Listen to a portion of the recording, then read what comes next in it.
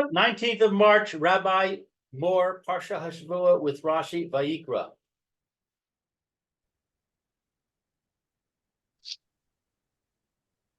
Okay. The notes. Okay. Good. Okay. Why is the light? Where's my light? Not good. Is that good, Mayor? Yeah, 2:45 is good. Okay, great.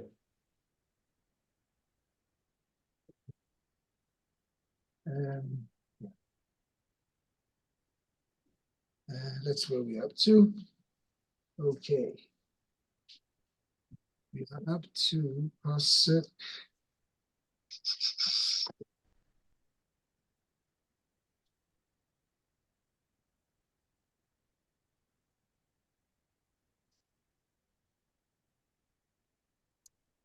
Yeah. We're in the middle of Parsha. I think, Mayor, you're still in the middle of Parsha base. Min HaBehema. Okay. Let's see. Okay. Mina Behema. Okay, well, hold it. Let's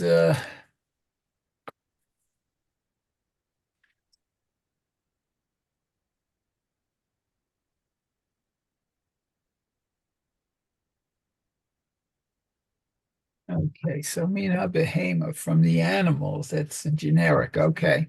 It says below Kula. Okay, but not all of them. Lahotzi et ha-rovea the et ha-nirba. Okay, to take out, let's see, the Rovea. You know what the Rovea means? no, not really. The thing is, okay, so let me explain as follows. It's forbidden for a human being, man, any Jew, right, whether it be man or woman, to have, to mate with an animal. Yeah. And if he does, then the person who does it is Chayad Misa, and the animal also must be destroyed. Must be also killed. Okay. Yeah. Okay? Now, so we're saying over here, so what would happen? Let's say, unfortunately, this despicable act occurred, and this behema is Chayad Misa. So the owner thinks, well, you know what? I'll take the opportunity. I'll bring the animal as a carbon. I'm also killing it. I'm going to kill it in that way. Yeah. Right. So he's not allowed to bring it as a carbon. Now, what is interesting is that Roiveya means an animal, a male animal who had relations with a woman, mated with a woman. And a nirba means a female animal who a man had relations with. Okay? Now, the thing is what is surprising is that such an animal, as I mentioned before, is Chayav Misa anyway. Okay? So, what should be the Havamina that it should be allowed? So, if you look in the, I don't know if you have anything. He says over here that from the Sifsei Chachamim, Rotzoino Eloima, al pi eidechod, al pi habaylim atzmi. Meaning there was no proper aiding to the fact that this man had relations with this animal. So therefore, the animal cannot be put to death by Bezdin, because you need aiding to do so.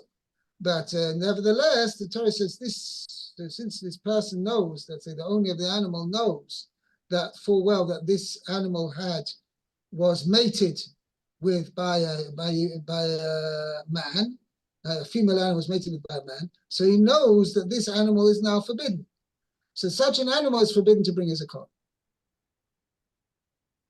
Right. Okay. So that's what he says. Also legavoy.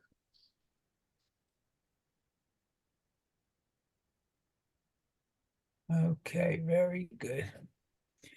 Okay, and then it says, oh, min habakar. Okay, Okay. so So also again, it should say, Kiyakim became korban Hashem, min habehema, baka oitzoy. So what is it? Min habaka or min atzon? Each time it says the word min, it's an additional exclusion clause. okay, so it says lahotzi et havodah. Oh no, ne'avad. Right. Now this is another concept, Okay. which is an animal that has been served as an idol. Ne'evad, it has been served. Okay, so such an animal, interestingly enough, such an animal is allowed to be eaten. It doesn't become osa b'hana. Why? Because as long as the animal is alive, it cannot be made forbidden as an avodah zarah. We'll see. This is what Rashi says. 1 second. Says Ne'evad. If you look in the Sifsei Chachomim over here, I don't have your note over here.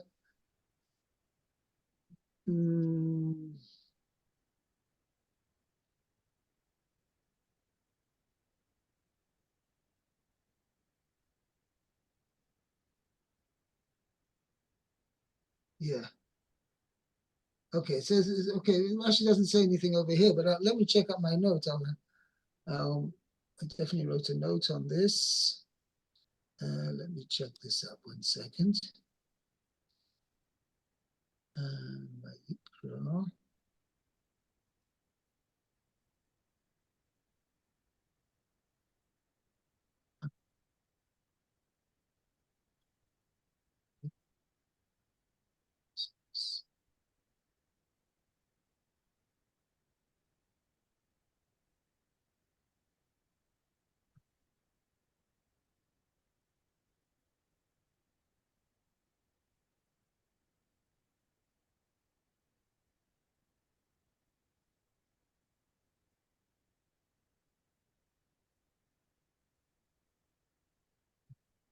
Rashi. Vayikra.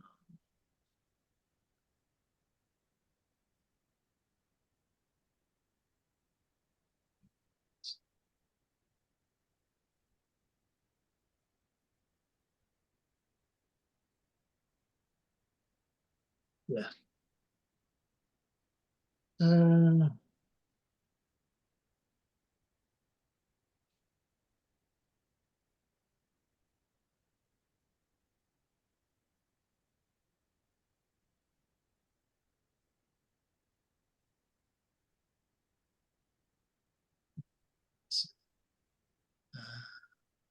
It's worshipped as an idol. So we've got a note over here. The Gemara in Tmura asks, why do we need a special verse to exclude an animal worshipped as an idol from being used as sacrifice? An animal that was given as hires for a prostitute. That's a different question.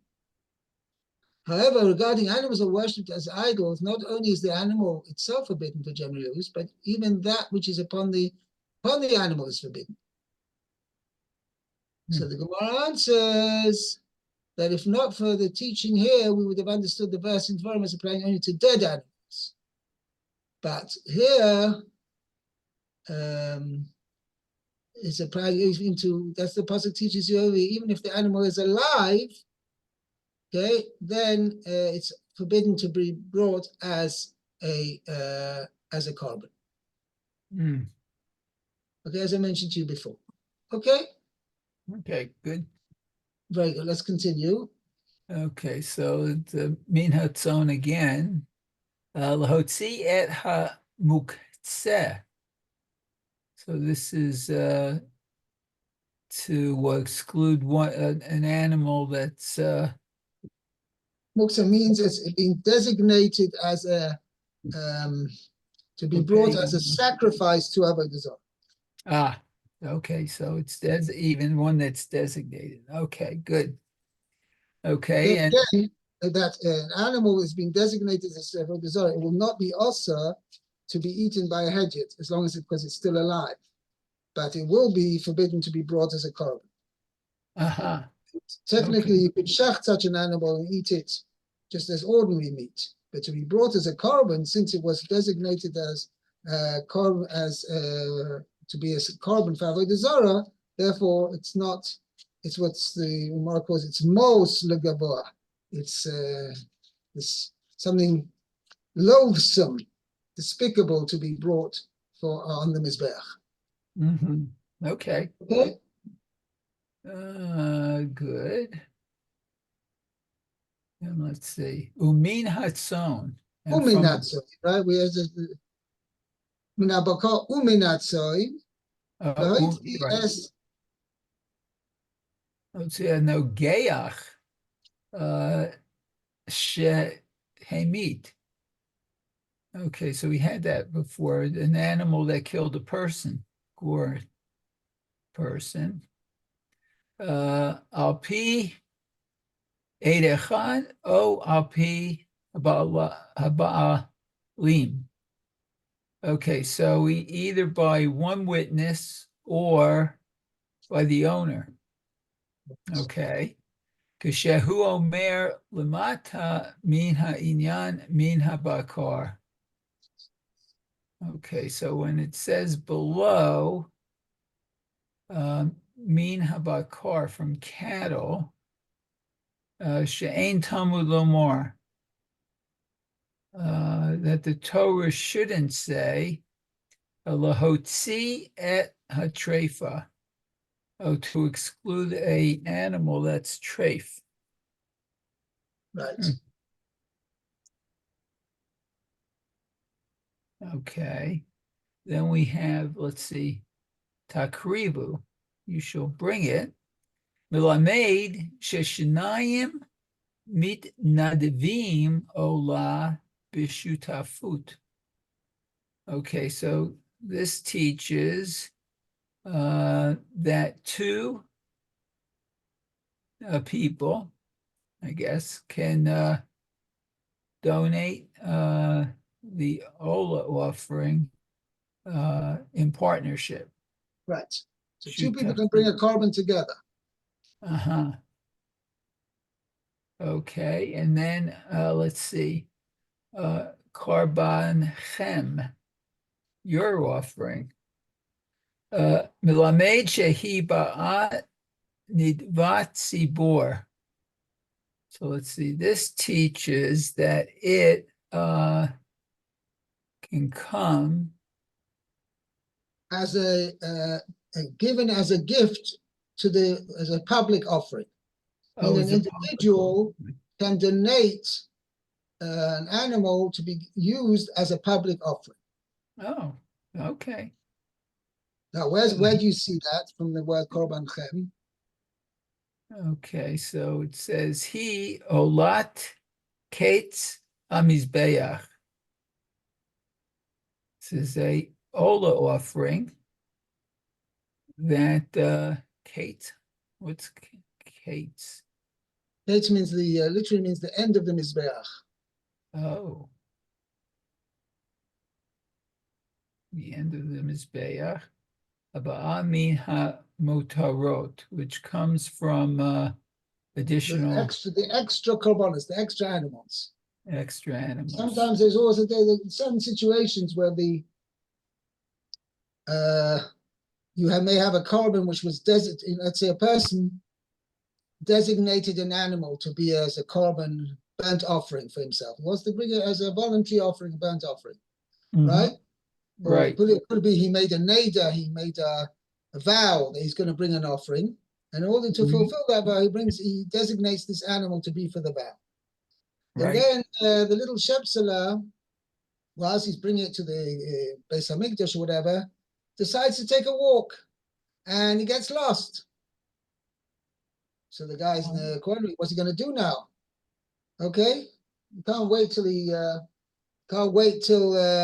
finds it. He wants to bring the korban today. Okay, right. So he goes to the sheep store, and he says, "Can I have another sheep because my first sheep got lost?" Okay, so he buys another sheep, and then lo and behold, after he's offered up his first sheep, after after he offers up the second sheep as his offering, the first sheep turns up, wagging his tail behind him. Right? So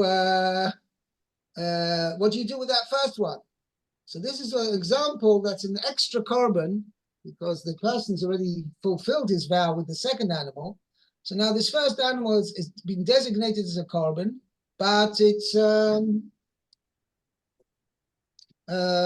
doesn't have there's no obligation for what it's required to be offered. So it's just an extra animal, but it has a din of a carbon. Means since it was once upon a time designated as a carbon, it doesn't lose that status. So the din is you offer it when Ketz HaMizbeach means that when the Mizbeach is idle, on any particular day, when all the people have offered up their obligatory offerings and their free will offerings and everything else, and it's not yet time to bring the afternoon offering, the afternoon Tomit Shebeinu Arbaim. So when so that the Mizbeach shouldn't be empty, so they bring a special oilos Ketz HaMizbeach of burnt offerings, which basically Rashi explains as meaning like the dessert of the Mizbeach. Oh. The idea is that the Mizbeach should not be left empty. There should always be korbanos being burnt up there. Okay? Okay, good. Fine. Lou, Pasuk. Pasuk Gimel. Im ola karbano min habakar zachar tamim yakrivenu el pesach ohel moed yakriv oso lir tono lifnei Hashem. If one's offering is an olah from the cattle, male, unblemished, he shall bring it to the entrance of the tent of meeting, according to his will. Yeah, it also means what it front really of means Hashem. to act for him as an appeasement. Lirtzonoi. I'm sorry, said it again. It really means to act as an appeasement. That you should be willing for him. So instead of according to his will, it means to act as an appeasement. Yeah, well, Rashi's going to explain it that way. Let's see. Does Rashi mention it? Yeah. It means he should bring it willingly. Lirtzonoi means he should bring it not that he's forced to bring it. Okay, let's see what Rashi says. How did you translate it? How was it translated by you? In accordance with his will. Hey with a capital H? No. According to the will of the person. Right, okay. That's okay. Okay, so Rashi says Zachar velo nekeva, but not female. Kishehu omer Zachar lemata. That when it says male below, she'ein Talmud lomar, the Torah is not saying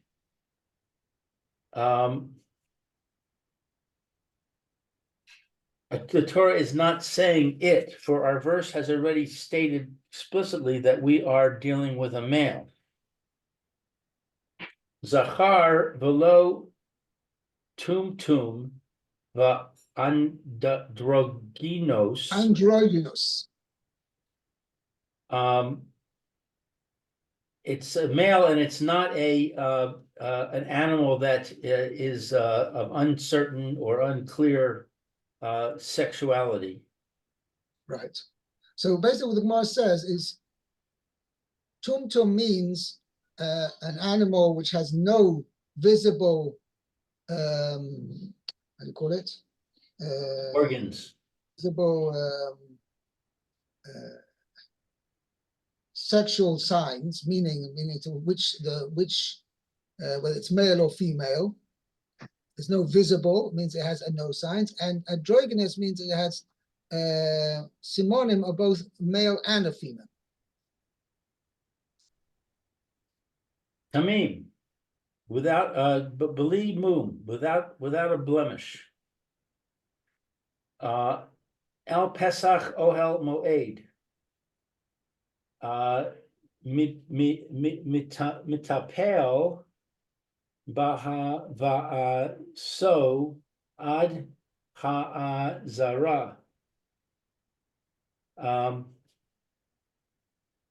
The owner of the offering tends to its bringing until it arrives at the courtyard of the Beis Hamikdash or the Mishkan.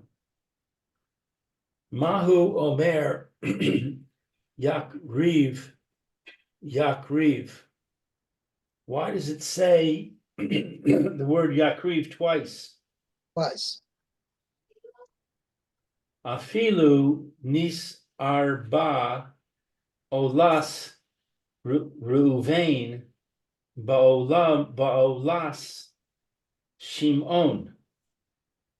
To teach us that even if Reuven's Ola offering became mixed up with Shimon's Ola offering, and it cannot be determined which animal belongs to whom, Yakriv kol achas l'shem mi shehu. The one performing the service shall offer each one in the name of whomever it may belong to. V'chein ola b'chulin. Similarly, if an ola offering became mixed up with an animal which was not holy, Right. Yimachru achulin v'tzarchei olos. That which is not holy should be sold for the need of the ola offerings. V'harei hein kulan olos. And we see then they are all ola offerings. V'sikarev kol achas. And each one should be offered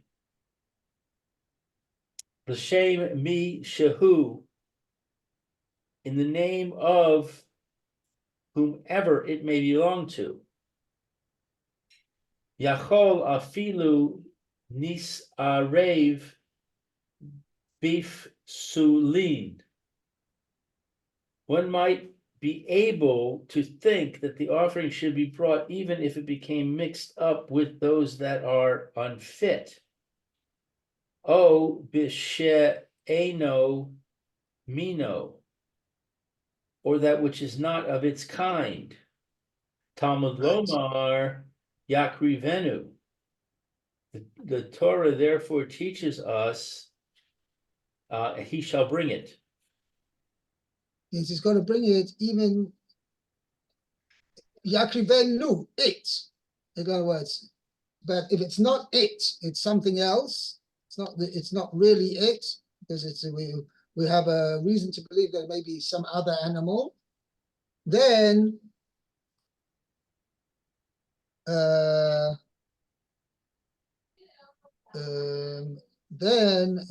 you cannot bring it. No, it's dafka yakrivenu. Bring it, the animal itself, meaning the one you know is the animal which you've designated for the carbon.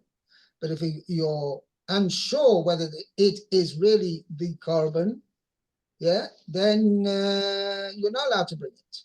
I.e., if it was got mixed up with a apostle or an enamina. So basically, what we got a situation over here as follows. One pasuk indicates bring it anyway, even if you are unsure. And the other pasuk indicates, no, only if you're sure it's the real korban, only then bring it. But if you're not sure, don't bring it. So how do you reconcile the two conflicting droshes, the two conflicting verses? So that's what we're saying over here, that if it's minoi, if it's mixed up with the same, let's say Oilas Reuven gets mixed up with Oilas Shimon, right? So you can offer it up as an Oilah, each one, and the Kohen will have in mind, he says, I don't know if this is Reuven's korban, I don't know if it's Shimon's korban, but I have in mind that whoever is the real owner, this korban should be offered on his behalf. I'm doing the service on his behalf. So in other words, instead of saying, this is Reuven's, he would say, whoever's this is. Right.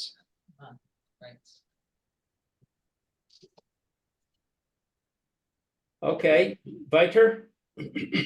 Yeah. Yakriv oso. Milamed she kofin oso. This teaches us that they force him. To bring it right. Yaakov Oh, al karcho. One might be able to think that they can force and him it means even if it's against his will, offering against his will. Talmud Talmud Lomar lirtzono. The Torah teaches us otherwise. The verse says, in accordance with his will. right. So it means he's got to do it willingly. How can this be? Kofin oso ad yomar rotze ani. They force him until he says, I want to do it. Right.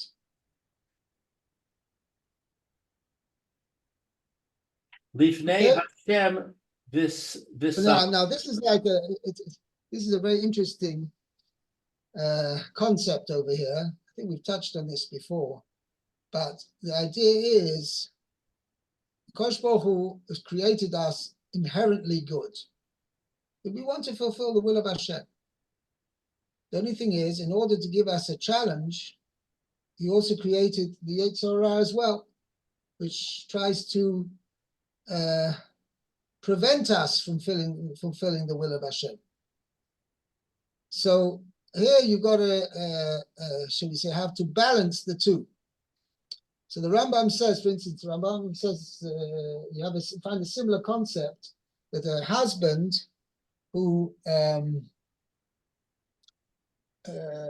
because he's not treating his wife properly, for whatever reason, Chazal say he's got to give the Rabbanim say, Beis Din says he's got to give a get to his wife to release her. Otherwise, he's holding on to her unfairly. Okay, it is by treating her badly or whatever reason. Now, so there's certain situations where you say we force him to give a get. Now, the problem is a husband cannot be forced to give a get. It's got to be done willingly. So there's certain situations where we say we force him, meaning we give him malchus or do other types of coercion in order to make sure, in order to get him to give the get. But the Sefer Shaldava, when he actually gives it, okay, you forced me into it, you coerced me into this situation, but then when he actually gives it willingly.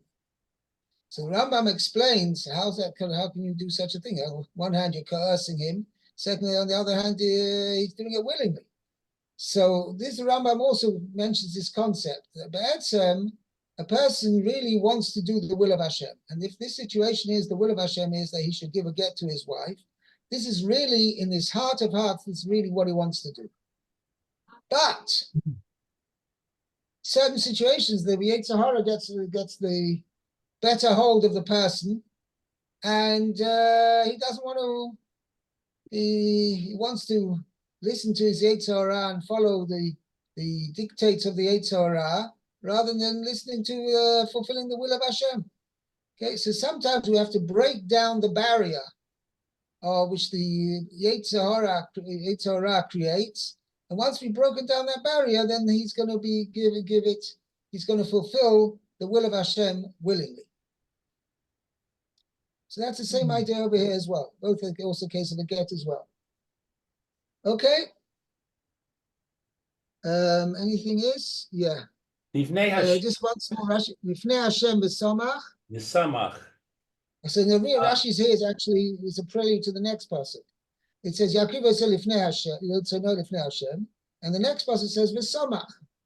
Ah, So Rashi learns from this. We learn out ein smicha. You have the Rashi. Livnei Yeah. Hashem Yisamach. Yeah. Ein smicha b'vama. Right. There is no Now, let me leaning explain what of this. hands upon an offering at the bama.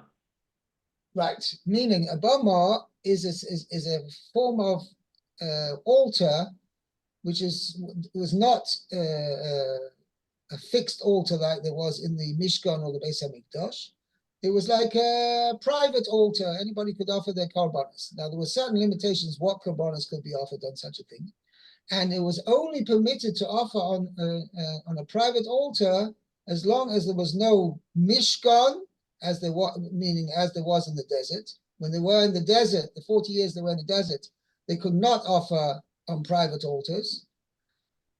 Once they came into Eretz Yisrael, the first 14 years they could, because there was even though there was a Mishkan, it had not, it was still of no fixed abode, okay? It didn't have its fixed position yet where it was going to stand. Till they got to Shiloh, so the first 14 years when it was in Gilgal, they could offer on bobbers. Then for the following 369 years, as long as the Mishkan Shiloh stood, right, that was considered a permanent abode, El HaMenucha Vel HaNachalach, as I'll say. That was considered a place of menucha for the Mishkan, and that was considered a permanent place of worship. And Mamela, again, whenever it was in a permanent place of worship, sacrifices could not be offered on private altars. Okay, so that was till the following 369 years. Then, when the Mishkan Shiloh was destroyed at the time of Eli HaKohen, and then subsequently by the Philistines, and the Philistines captured the Ark, the Oron HaKodesh. So from the time the Mishkan Shiloh was destroyed, for the next 57 years, there was a Mishkan, but it was not of a permanent status, because it was only made to be moved around. In fact, it was only in two places. It was in Noiv, where, as we know, that was the famous incident where Shaul HaMelech killed all the Kohanim of Noiv because they aided and abetted David HaMelech. Okay, the Gemara has a whole discussion. I mean, the Meiser, they gave the Kohen Gadol then at the time gave David HaMelech to eat from the Lechem HaPanim, even though he was not a Kohen. Only Kohanim are allowed to eat from the Lechem HaPanim. But he gave him to eat because David HaMelech was in a state of danger, physical danger, because he'd gone such a long time without eating and drinking. He was achzosei bulmus. He was so in a faint state that he was mamish in a case of sakonas nefashos. So in order to revive him, the Kohen Gadol gave him. They didn't have any other bread to give him. They could only give him from the lechem hapanim. Okay, so that's when But as a result of that, Shaul HaMelech wiped out the entire all the Kohanim from Noiv. Because Shaul took it as an act of treason against him by the fact that given David, who Shaul held as his arch enemy and the pretender to the throne, the Maisa, it was Al Pi Hashem because Shmuel had anointed David. But nevertheless, Shaul was fearful of David's intentions. So therefore, anybody who helped David was considered like treason in Shaul's eyes. So therefore, he wiped out all the Kohen. And then afterwards, after that incident, then the Mishkan moved to Givon. And it's not clear how many years it was in Noiv and how many years it was in Givon. But the total number of the two together was 57 years. And then David HaMelech brought the Aron up to Yerushalayim, and then the Mishkan actually continued to be in Givon, even though the Aron HaKodesh was not there. But then Shlomo HaMelech built the Beis HaMikdash, and then he brought in the Aron into the Beis HaMikdash. And from the time Shlomo HaMelech built the Beis HaMikdash, forever after, it's forbidden to offer on private altars. Uh-huh. Okay, so therefore, so that's what Rashi's saying. Anybody who brings an oila for Hashem, anybody. So an oila can be brought on a private altar at the times when it is permitted, but there's no smicha, there's no leaning on the animal. We're going to see, we'll discuss it tomorrow, what's this whole concept of leaning, samach. Mhm. Okay? Very good. We'll adjourn at this point. Thank you, Rabbi. Okay.